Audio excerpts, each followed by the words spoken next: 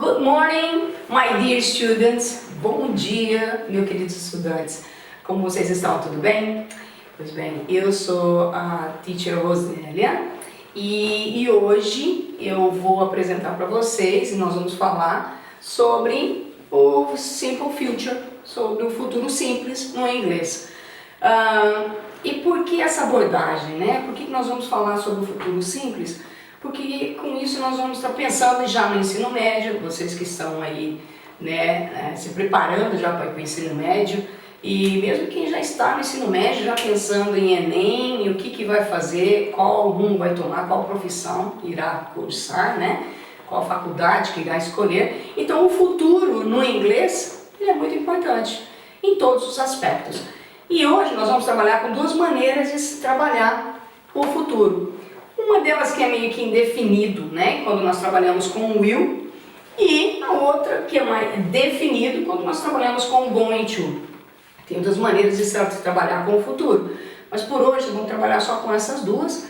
E quando se usa o will é aquele futuro assim imediato, aquela coisa que você vai fazer agora, por exemplo, I will get some water. Ou mesmo quando eu vou fazer uma coisa, mas não é certeza do que eu vou fazer. I will travel to New York next week. Será que eu vou viajar mesmo? Mesma coisa. I will study biology. I will study biology. Será que eu vou estudar mesmo? Imagina que eu estou lá na oitava série, estou pensando, será que eu vou estudar realmente biologia? Então, o que acontece? Nós temos o will aqui como auxiliar. Ele vai pegar esse verbo e vai jogar ele lá para o futuro. Né? E eu brinco sempre com meus alunos, né? No sentido, o will aqui é como se fosse um Uber. E eu vou te levar para o futuro. Então, o will, eu, aqui está o pronome, o will, o auxiliar, que vai levar o verbo para o futuro, tá? E o predicado. Então, nós temos aqui nessa oração, I will study biology. Então, eu já estou dizendo que eu irei estudar biologia, tá? Então, o will, como vocês veem aqui, ele está servindo como que um auxiliar. Ele está pegando esse verbo e está indicando o futuro, ok? Não, e se eu falo, não, eu não vou estudar biologia. I will not study biology. Mas eu também posso usar o quê? Uma contraction, né? Contraction no inglês significa o quê? Nós vamos abreviar. E como que é isso? Nós vamos fazer uma junção aqui das duas palavras e esse vai se tornar o quê? I, a negativa, se tornará I want study biology. Muito simples, não tem segredo, né? Fizemos a junção das duas que se tornou esse want e completamos com o verbo que eu não irei estudar biologia. Simples. E para nós fazermos o quê? A pergunta, nós iremos fazer o quê? A inversão, tá? Como nós vamos trabalhar com isso? Nós vamos pegar o auxiliar, vamos colocar antes do pronome, depois em seguida vem o verbo e o predicado. Will I study biology? Tá aí uma pergunta. Nós colocamos com a entonação e nós temos o que? A nossa interrogação no final. Will I study biology? Exatamente. Isso daqui, nós estamos trabalhando então com aquele will, aquela palavra que vai levar, aquele auxiliar que vai levar o verbo para o futuro. Mas não é tão definido. Quando é definido, imagina que eu faço planos, eu vou numa agência de viagem, por exemplo, e eu compro uma passagem para o ano que vem.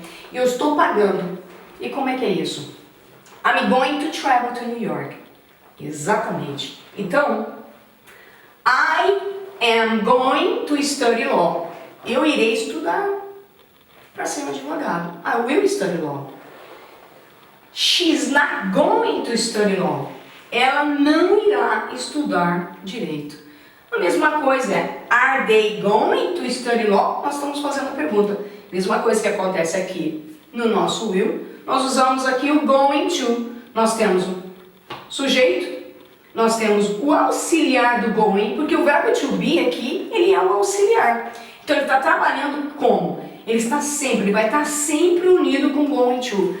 Toda vez que iremos usar um continuous ou, por exemplo, um going to no sentido de futuro, o verbo to be será o auxiliar em todos os aspectos.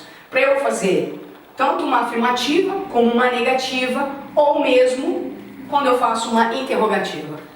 I am going to study law. She is not going to study law. And are they going to study law?